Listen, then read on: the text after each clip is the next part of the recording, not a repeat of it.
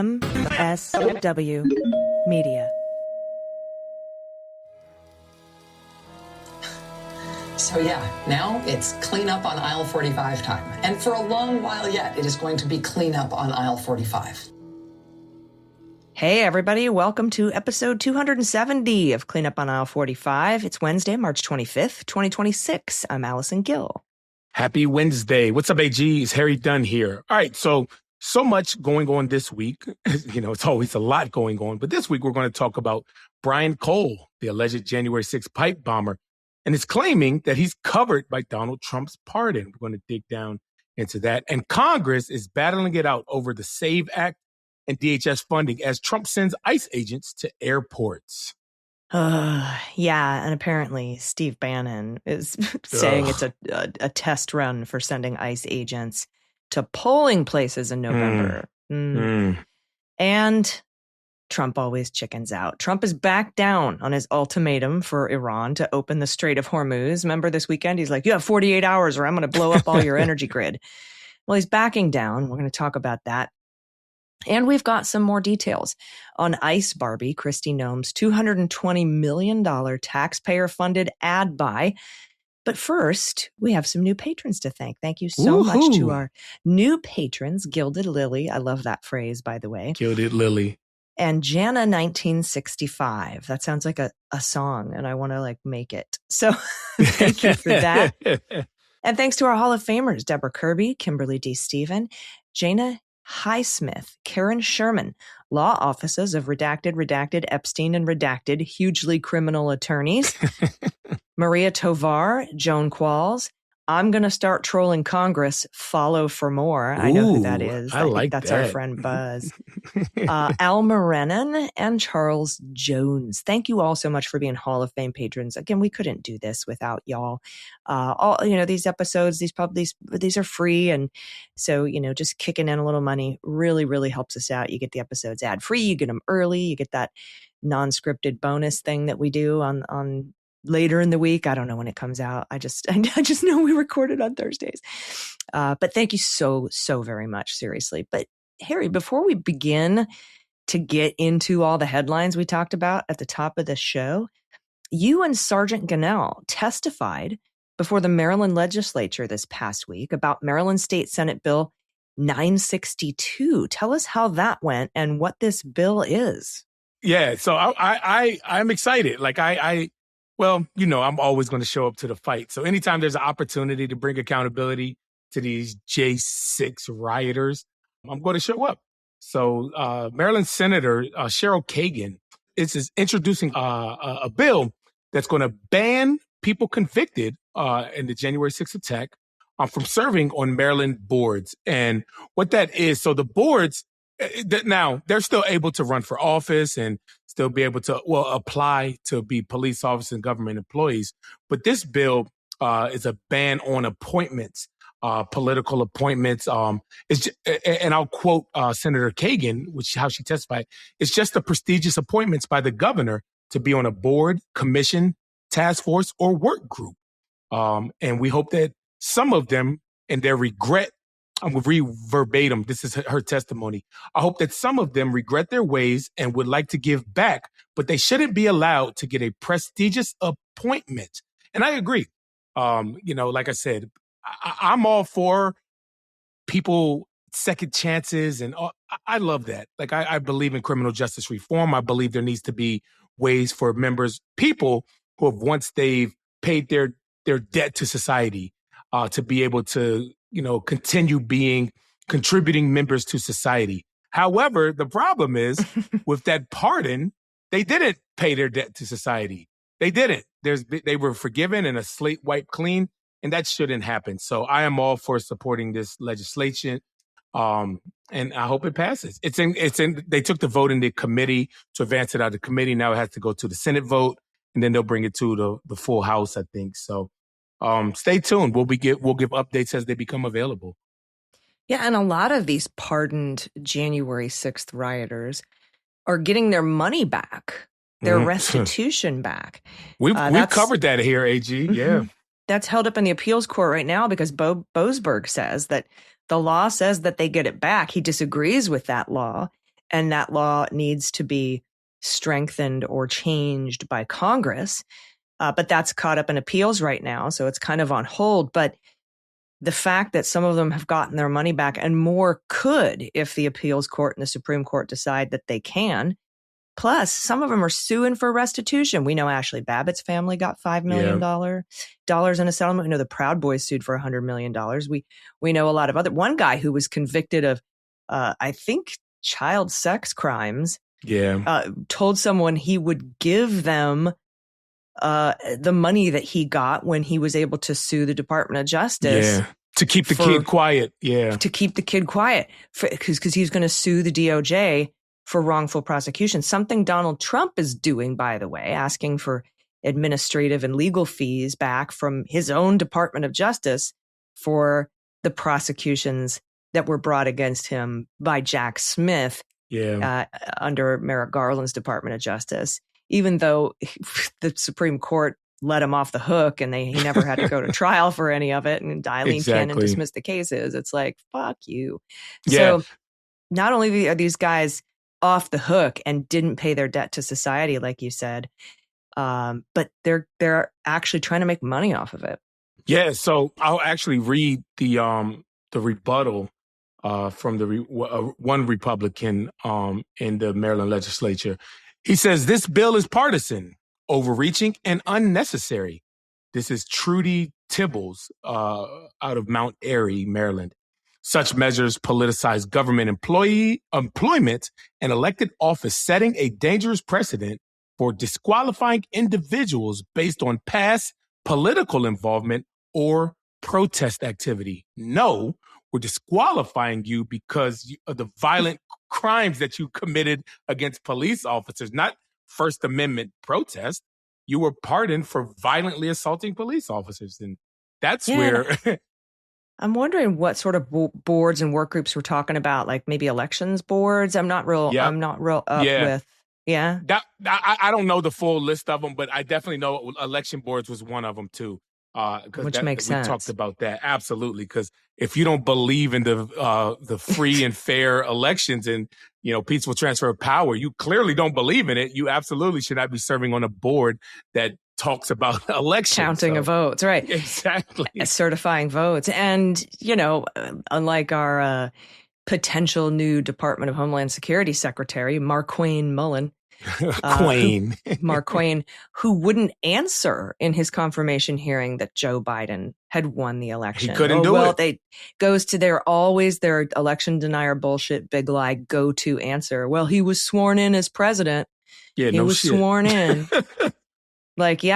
Which follows him winning the election. I can't with these people, and I can't believe Heinrich from New Mexico. Fetterman, I believe, but Heinrich from New Mexico voted to confirm that. Heinrich, I read a part of the statement. He's like, "We're friends." Like, what? Oh, gee, all right. I'm glad you said that. That makes everything better, Senator. Did he threaten to beat you up or something? Like what? That wouldn't be the first time he's threatened to do that, No, but he's a chicken shit coward too. We've seen the photos and videos of him cowering behind seats on January 6th as the mob advanced, while you were out there with your fellow officers doing everything you could to hold back thousands of people when there were only hundreds of you. And so I'm so happy that you and Sergeant Gannell testified for this bill. Thank you. I know that there are many more that are in the works, and I know that you hopefully will be testifying and giving your opinion on those, and maybe doing some speaking engagements around those as you go around the country on the trail. Well, around your districts, around the state, yeah. For and trying to win this damn election, for Steny Hoyer's seat. So that's it. So. Well, to talk about that just briefly, I always like to say when people ask how the campaign's going, and I in my little experience with running, my position is I would rather be me than anybody else in the race at this moment right now. Mm-hmm. And I feel like that's this. And once that changes, it's like, oh crap. So as long as I'm feeling like that, nobody never knows how elections going to go. But I just feel confident about the position I'm in. And we're just going to continue working hard for the next 90 some days to go win this thing. So you're doing the right work. You're on the ground talking to the voters, finding out what the hell they want, what they're interested in, instead of telling them what you think they need to hear or whatever. And absolutely, that's the key. That's the key. That was the key to Wisconsin. The 28 special elections that we've won, 0 for Republicans. Absolutely. That Mamdani's campaign. That's the key, is to actually listen to your constituents. And run on what they want you to do when you're in Congress. And sounds simple, right? The number one message is accountability and affordability. Those are the number one and number two messages. And I think you got a real winning platform because you're focused on both of those things. Bigly, strongly, tremendously focused. That is hilarious. Oh, man. Yeah. All right. Well, hey, man, we have so much news to get to. We're going to start with Congress because, speaking of you running for Congress, we're going to talk about this Congress. But we got to take a quick break. So everybody stick around. We'll be right back.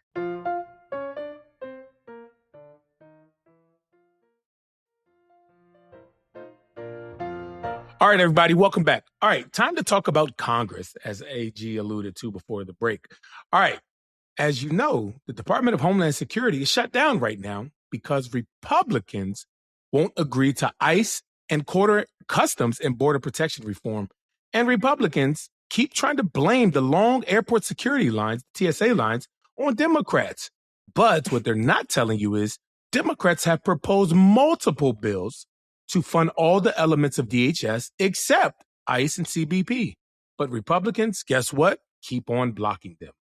Yeah. The Hill reports that Senate Republicans on Saturday voted against an unusual procedural gambit by Senate Democratic leader Chuck Schumer to suspend the Senate rules and advance a bill through the Rules Committee to fund TSA. Clean bill, fund TSA, pay the TSA workers.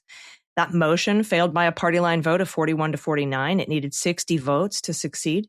Senate Majority Leader John Thune, Republican from South Dakota, dismissed the proposal as a convoluted attempt to circumvent the Senate Appropriations Committee, which is engaged in talks with White House border czar Tom Homan to reopen the Department of Homeland Security, whose funding lapsed on Valentine's Day. Quote, this is a Schumer motion to suspend the rules and refer the It's a bill to fund TSA. It's a bill to fund TSA. Simple. The Rules Committee, which doesn't have jurisdiction over appropriations or spending, he's trying to call it a vote to fund TSA. That's what Thune said on the floor. You make the rules, dickhead. Excuse me. Sorry. Yeah. You're right, though. You're so right. Schumer, he framed the vote as a simple yes or no on whether TSA agents should get funded during the shutdown. If senators want to pay TSA workers and end the airport chaos, they should support my motion, he said. Dunn, however, countered that Democrats on Friday voted for a fifth time to block a House-passed bill to fund the entire Department of Homeland Security, including TSA.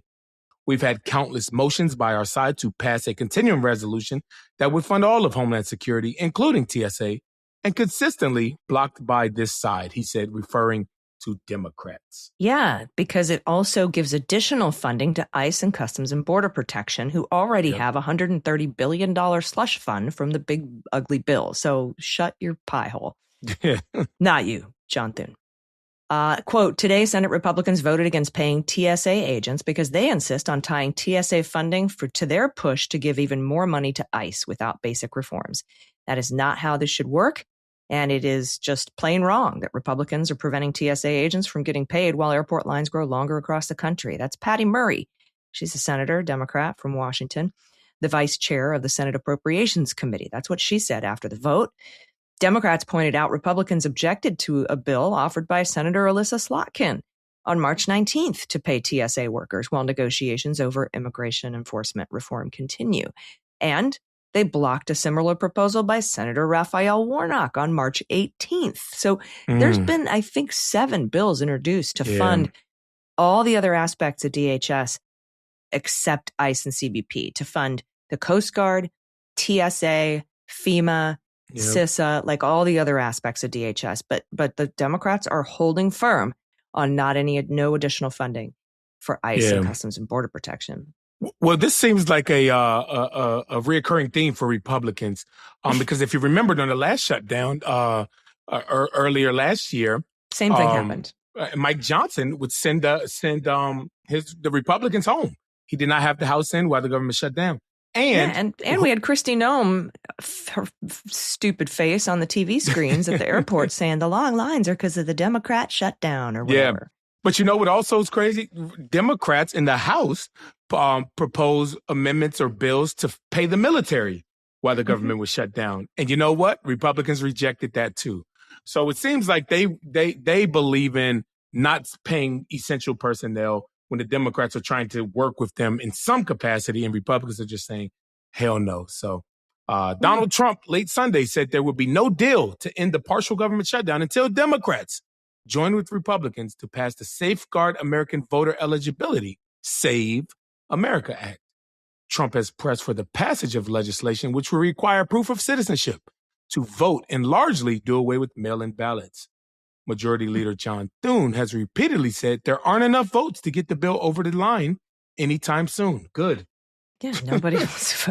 And Trump keeps pressing them to kill the filibuster, right? On Sunday, the president told News Nation that Democrats were looking to fold after he said ICE agents would help cut down on airport wait times caused by the partial government shutdown. He said, we're ready to fold. Lisa Murkowski, Republican from Alaska, said she doesn't think that's the answer.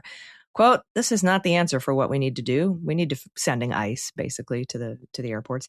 We need to figure out how we get DHS funded. My preference, of course, is to get all of DHS funded, get it done and behind us. But I think we all need to be looking to see if there's any other avenues we could that can gain support.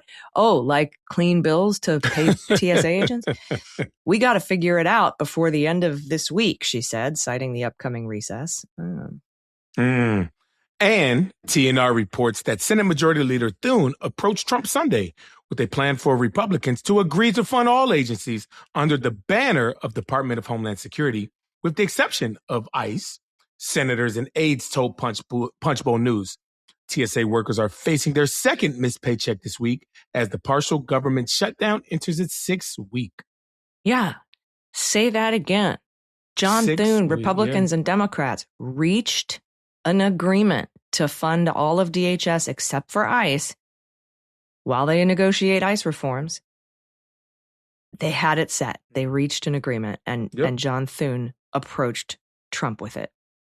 Now, Thune planned to handle ICE funding in a reconciliation bill instead, sidestepping Democrats' requests for certain reforms, like banning face masks for federal agents and requiring judicial warrants to enter homes. This would be a great deal for Democrats because they wouldn't fund ICE. They wouldn't vote to fund ICE a penny. They would just be funding TSA, Coast Guard, FEMA, all the other stuff. And meanwhile, Republicans can go get a reconciliation bill. They don't need a single Democratic vote to do that, to fund ICE with additional money separately. And then they can be the ones who fund ICE. So this is a great deal for Dems. It is. And the thing about Thune, and this just goes about how, so they send this, if the Republicans agree, they send it to Trump. Trump obviously won't sign it, right? Or vetoes it, if you will. With the amount of Republicans signing it and all Democrats, they have the votes to override the veto to get it done. This just shows how scared they are of Donald Trump. They meaning Republicans.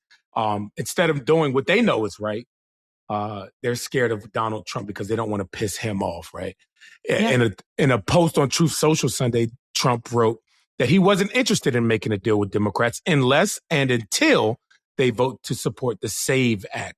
It is far more important than anything else we're doing in the Senate, Trump added. Yeah, because you can't win the election. Because they will not win. They will not win. Instead, ICE agents began arriving at U.S. airports on Monday, aiming to help ease long security lines. The ranks of TSA agents have thinned as thousands go without pay amid a standoff over funding for the Department of Homeland Security. Trump again blamed Democrats for the standoff and said Republicans should not cut a deal with them to end the shutdown unless it included passage of strict voting requirements he wants to impose. So there you go. He's admitting he's tying the SAVE Act. He's not going to pay TSA agents, somehow blaming Democrats for not paying them when Thune and the Democrats, the Republicans and Democrats, reached a deal and Trump killed it. Yep, that's exactly what happened.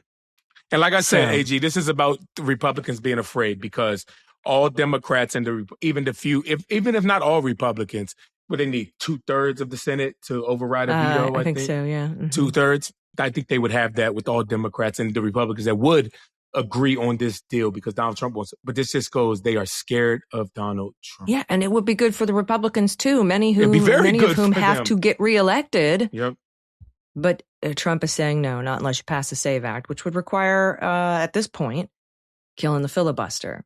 And he's wagering that if he kills the filibuster and passes the SAVE Act, that somehow we will not flip the Senate. They'll be able to keep the Senate and hang on to that no filibuster and pass whatever they want. So that's their gambit here. I don't know. It would be great to kill the filibuster. We take the House and the Senate in the midterms, and then we pass all the shit that we want. How about let's codify Roe v. Wade? How about let's pass the John Lewis Voting Rights Act and George Floyd Justice and Police? Gosh, don't threaten us with a good time. I mean, Trump won't sign any of it. We got to get a president in there. He'll sign him. But man, that's nice. It's a nice thought. We could pass a bill that would add 4 justices to the Supreme Court. We could overturn expand we wouldn't have to worry about the Supreme Court gutting the John Lewis Voting Rights Act that we passed and gutting the Codify Roe and, everything that they would gut if we put it up there. We know. I mean, they've already gutted the other Voting Rights Act. Why wouldn't they continue on with it? Absolutely. All right. Well, speaking of ICE, we've got some news about Kristi Noem. More details about that $220 million ad buy that everybody's investigating right now and will probably be investigated even better and more thoroughly when we flip the House. But we have to take a quick break. Stick around. We'll be right back.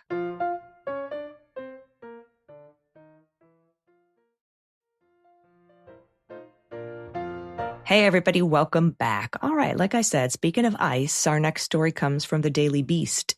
Not the Daily Beans, not the Daily Blast, the Daily Beast. I can't tell you how many emails I get where they're like, hey, can you unsubscribe me from your thing? And I'm like, no, you're subscribed to the Daily Beast. Daily Beast. I got an email from you. What is this? I'm like, that's not us. Not me. Now, Kristi Noem spent almost $24,000 in taxpayer money on makeup and horse rental for the $143 million no-bid ad campaign that ultimately led to her dismissal. The ads featured the Homeland Security Secretary, 54, on horseback in the shadow of Mount Rushmore. Noem uses the ad to lavish praise on Trump before turning to the camera to deliver her message to anyone in the country without the correct papers. We will find you and we will deport you.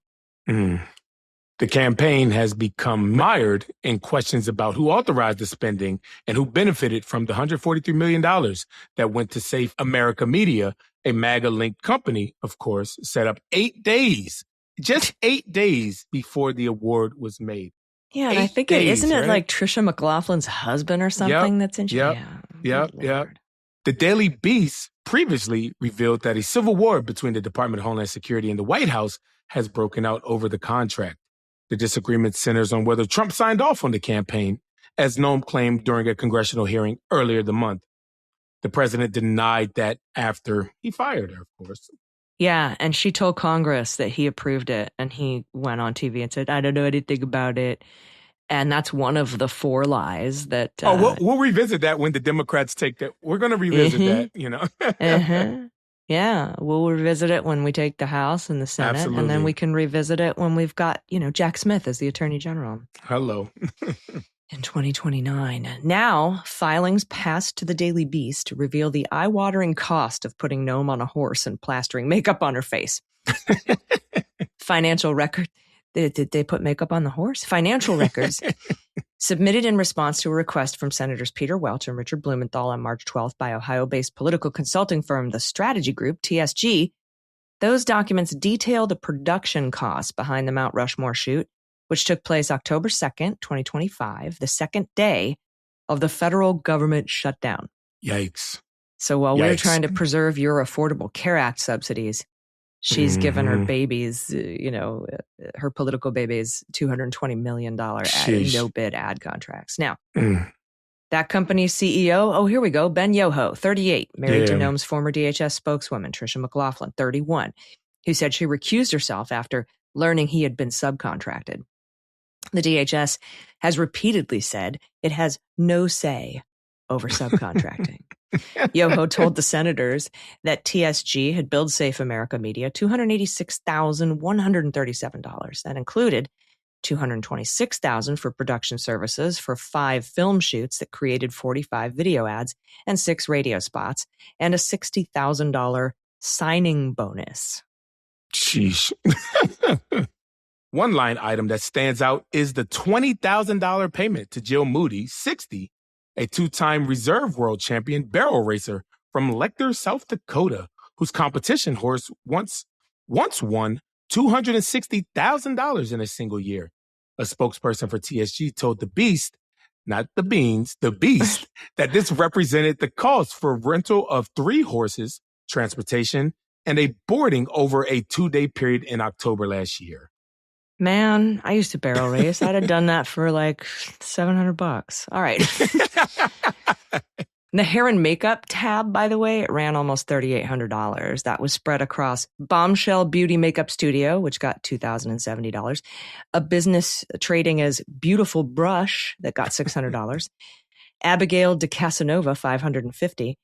And a Washington, D.C. based union hairstylist and makeup artist whose film and TV credits include HBO miniseries White House Plumbers, and a 4th stylist, Shanice Rochelle Martin, who got $561. I'm wondering if Beautiful Brush was for the horse. Anyway. Yeah. Not sure. The horse or Kristi Noem, like same thing, right? What a long face. TSG said the makeup covered 5 shoots and as such is in line with industry rates. Regarding the $60,000 signing bonus, which TSG invoiced to Safe America Media on April 15, 2025, the same day as the firm's first labor hour bill, a spokesperson for the company told The Beast that the fee was a standard for such a deal, particularly on a campaign that was executed so last minute. Yeah, and I gotta say, like $24,000 for 5 makeup things, that is pretty reasonable, but that's okay? Not the problem. The problem is that these no-bid contracts were given to Trisha McLaughlin's husband 8 days after he created a business with no other competition. The spokesperson noted all of its costs for the campaign had been fully documented and disclosed to Congress to address inaccuracies in public reporting and ensure the record accurately reflects the scope of our work. The Safe America Media contract was one of 2 no-bid awards totaling $220 million made by Noem's DHS. The other going to People Who Think, a Louisiana-based Republican ad firm. People Who Think. So Republicans are part of People Who Think. I don't know about that. Nah, I don't know about that either. You must not have, there's no way you thought this was a good idea, right? Can't the Better Business Bureau be like, I'm sorry, you aren't allowed to call yourself that? So it's worth looking into, AG. It's worth just like the Heritage Foundation shouldn't be called a think tank. Just at all. Just a thought. Anyway, that's she could be in a lot of trouble. I mean, obviously Pam Bondi's not going to bring any charges, but she should be in a lot of trouble. She should be. And like I said, Jeanine Pirro has an easy open and shut case here for lying to Congress if she wants to do it. It's way easier than the Jerome Powell case, which got thrown out and she was mad about. And she said, I'll bring all the cases. I don't care. I want a true bill. True bill. I don't care if I get a no true bill. Yeah, well, here's one for you. Here's one right here for you. We got one right for you, dear. All right, come next on, up Judge Boxwine. Next up from Politico. The man charged with planting pipe bombs at the DNC and RNC headquarters on the eve of January 6, 2021, says he's protected from prosecution by the sweeping clemency that Donald Trump decreed for participants in the attack on the Capitol. Lawyers for Brian Cole Jr. filed the provocative motion Monday, and I agree with this motion, arguing that the felony charges he faces of transporting and maliciously using explosives should be dismissed because Trump granted clemency to anyone convicted of or charged with crimes related to events that occurred at or near the Capitol on January 6, 2021. I mean, that's how it reads, isn't it? It is. And where those locations are or on Capitol grounds. So I don't know. Cole's attorney, Mario Williams and John Shurman said applying governing law to the plain, unambiguous language of Donald Trump's pardon demonstrates that the pardon applies to Mr. Cole because his alleged conduct is inextricably tethered to the events at or near the Capitol on January 6th. He Sounds right to me. While wording the proclamation Trump issued on his first day in office last year is extremely broad, it refers to the cases that are pending and to the people already convicted. It's not clear from its face if it fends off future charges. We'll see. Trump has said he intended his pardon to apply to people he says were treated unfairly when they were charged with committing crimes on January 6th, ranging from trespassing to committing grievous assaults on police officers. But Cole's attorneys say the pardon unequivocally covers their client. Quote, the pardon, like it or not, applies to Mr. Cole, based on the ordinary and plain meaning of the pardon's language as applied to the relevant facts in this case. That's what the lawyers said, and they also noted that some of those who saw their convictions wiped out by Trump were formally accused in indictments of taking actions before January 6th that fueled the violence that day. And that makes sense, right? Because everyone's like, oh, it's January 5th, not January 6th. But like you and I talked about on the bonus episode, Harry, a lot of the seditious conspiracy charges are about things that happened in the planning process leading up to January 6th. Yeah. Yeah, a White House official granted anonymity to discuss a sensitive legal matter, dismissed the argument. The pipe bombs were placed on January 5th, the official said via email. The pardon pertained to events at or near the Capitol on January 6th and clearly does not cover the scenario. That's weird because the DNC and the RNC are on Capitol grounds. Right, and it is a thing related to January 6th. It absolutely is. On the first day of his second term, Trump commuted the sentences of several of the most serious January 6th offenders and then issued a full, complete, unconditional pardon to all other individuals convicted of offenses related to events that occurred at or near the United States Capitol January 6th. Cole has not been convicted of any offense, but he argues that the language applies to him anyway. Yeah, the Trump administration is certain to oppose that argument, but officials have also tied themselves in knots seeking to expand the reach of Trump's January 6th clemency to cover crimes that had little or nothing to do with the Capitol riot. That's the DOJ, Trump's DOJ, trying to get their gun charges from a different time dismissed under the pardon. The administration's also argued in an unrelated case, the prosecution of LaMonica McIver for alleged assault of an immigration agent, that the administration is treating January 6 defendants who were never ultimately convicted as covered by Trump's pardon. Now, for me, I think, look, when somebody says this wasn't related to January 6th because it was done on January 5th, I already talked about like the seditious conspiracy stuff that was done before January 6th. But here's the thing, and you and I have covered this pretty extensively. When Brian Cole was indicted, Kash Patel and the Department of Justice did their best to avoid having to tell the public that this guy was a MAGA Trump supporter that was coming to the Capitol for January 6th. They didn't say it, but people, we found out. And so that's why they're doing that. That's why this spokesperson is like, it was January 5th. He wasn't there for January 6th. Nothing in the indictment or the affidavit said what this guy did on January 6th. They completely avoid all of his activities in the weeks leading up to January 6th, and they completely leave out his ties to January 6th and Stop the Steal. There was a Stop the Steal rally on January 5th, the night before January 6th went down. Sure was. And that's when Trump realized how angry the mob was, which he then weaponized the next day because all other avenues of overturning the election had failed. So, I think this pardon applies to him. And what's going to be interesting is that we might have to see here the DOJ actually argue that this guy had nothing to do with January 6th. They're going to have to provide that evidence if they want a judge to believe that this pardon doesn't cover Brian Cole. This is, I think, a really good motion by these lawyers. There could be some discovery in this motion to dismiss or, based on the pardon, because the government's going to have to answer. The government's going to have to prove that this guy wasn't connected at all to the rioters. And I wonder, AG, so if that's to say, yes, they'll have to prove that he's not directly connected to that. But I wonder if doing so, will they also disprove that some of the actions that may have been covered by pardons, individual cases, people who got convicted, pardoned for what they did on January 5th. I just wonder if this opens a can of worms. This is going to be a big problem for them. all because they're just not ethical, just because they're pieces of crap.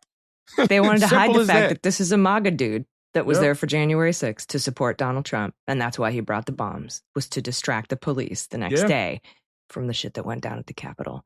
Absolutely. Gonna be real interesting. We'll see what happens. All right, we got one more story for you, but we got to take another break. Stick around. We'll be right back.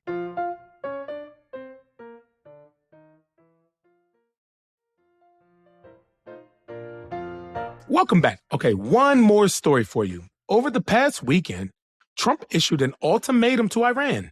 After panicking over gas price increases that he caused, he gave Iran 48 hours to reopen the Strait of Hormuz to shipping or face the destruction of its energy infrastructure. The ultimatum made just a day after the U.S. president said that he was considering winding down military operations after 3 weeks of war came as the key oil passage remained effectively closed and thousands of U.S. Marines, boots on the ground, headed to the Middle East.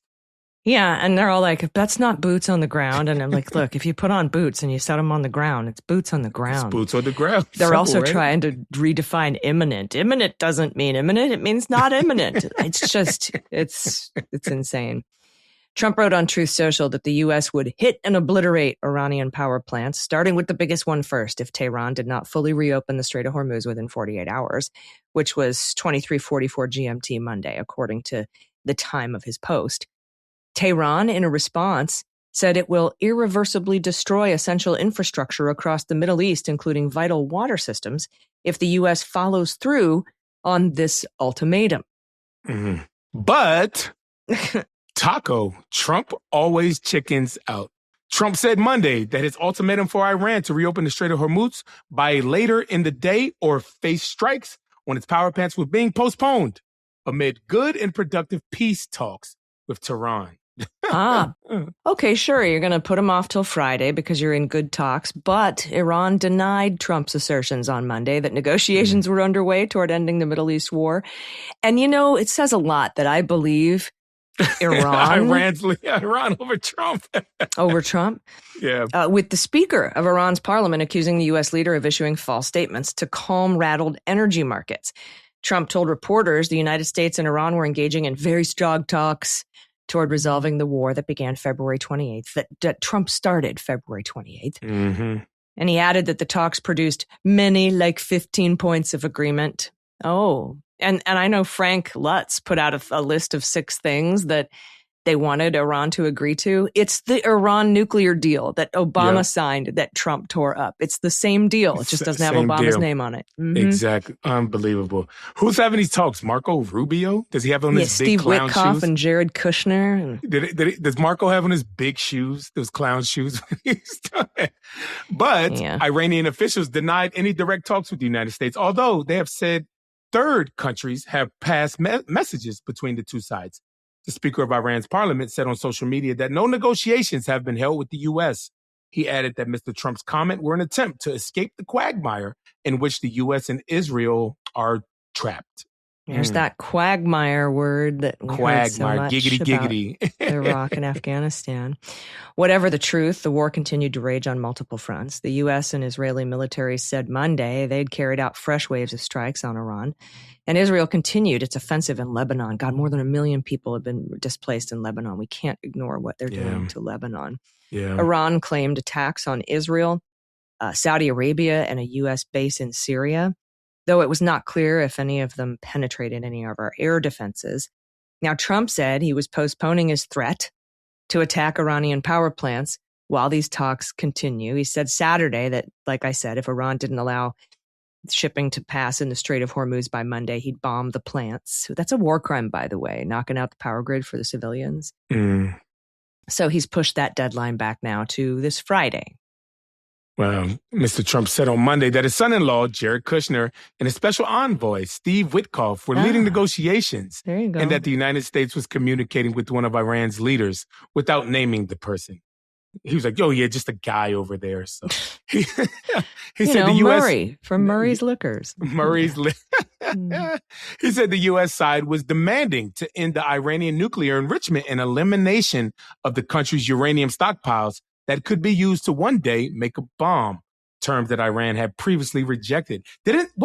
listen, wasn't that the purpose Yes. of the bombing that we did last year? Well, yeah, that was to obliterate the nuclear. Yeah, but it didn't work. But it totally worked. But it didn't work. But we don't need help, and it's not a war. But it's totally war, and we're not sending boots to the ground. But we will there put are boots on the ground. But it was an imminent threat. But not really imminent. It's it depends on how you define imminent. Anyway, it's just been a shit show. Absolutely. The war's global fallout has seen the price of oil and gas shoot up by more than 50% since late February, a crisis that is now worse than the oil shocks in 73 and 79 combined, according to the head of the Internal Energy Agency. Wow.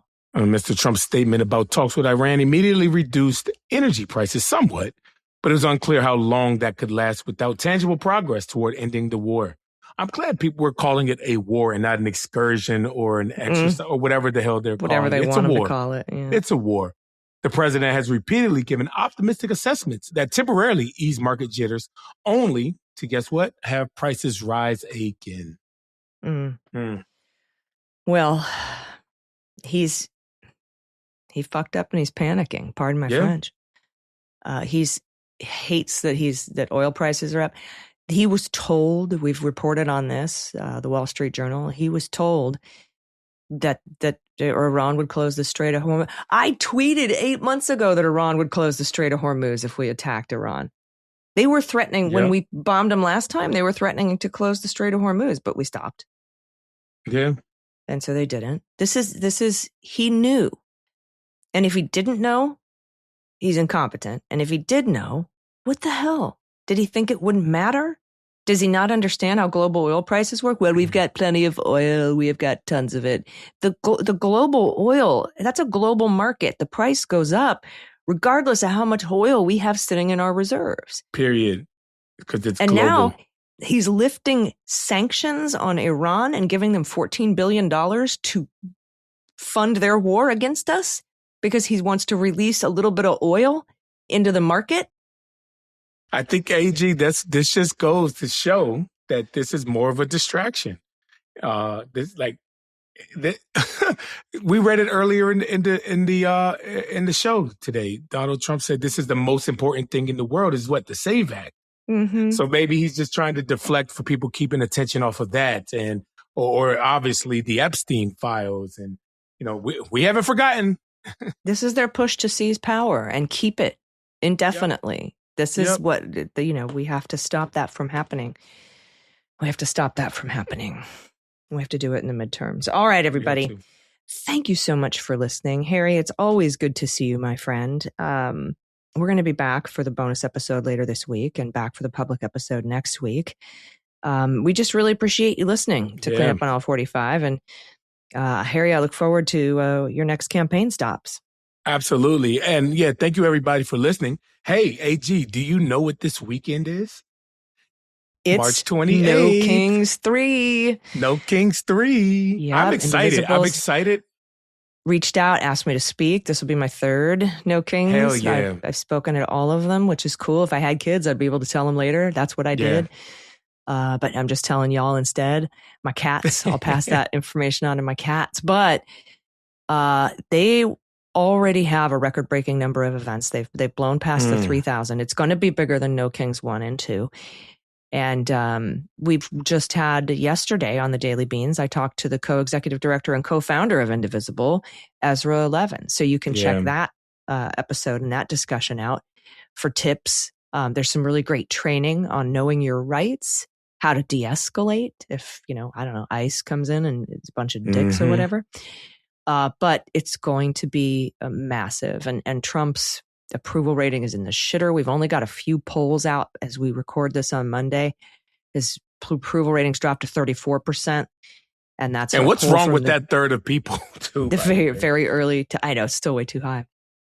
From the first days of the illegal war of choice in Iran. So it's going to keep getting worse. He's going to keep dipping. He's going to keep panicking. He's going to do shit like start a ground war. He's preparing to send the 82nd Airborne, which is more of a indication of a ground war than sending Marine Expeditionary Units, which he sent two. but it's boots on the ground. And he's going to, I don't know, try to seize Karg Island, but that's on the other side of the Strait of Hormuz, mother. You have to still get through the strait. You still got to get through it. God, and I guess that's dumb. why they need the $200 billion. Oh, yeah. They definitely need $200 billion after spending $100 billion on pianos and whatever last crab legs. September. Yeah, and to be fair, like crab legs and steaks and stuff, that's considered a final meal. But what does that tell you?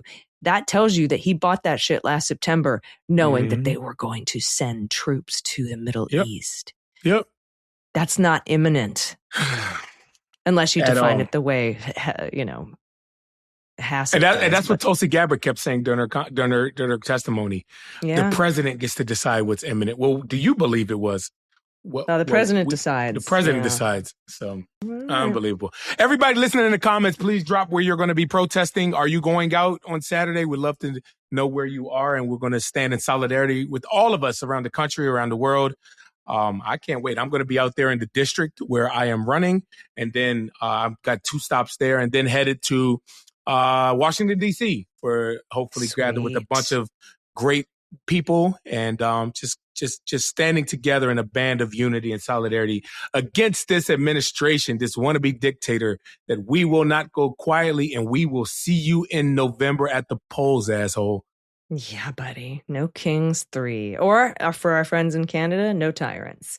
No we appreciate tyrants. you all so much. We'll see you next week. I'm Allison Gill. Harry Dunn. Thanks, Sean. Cleanup on Aisle 45 is written, researched, and produced by Allison Gill, with editing by Molly Hockey. Our art and logo design are by Joelle Reeder and Moxie Design Studios, and our music is composed and performed by Adam Orr. Cleanup on Aisle 45 is a proud member of the MSW Media Network, a collection of creator-owned podcasts dedicated to news, politics, and justice. For more information, visit mswmedia.com.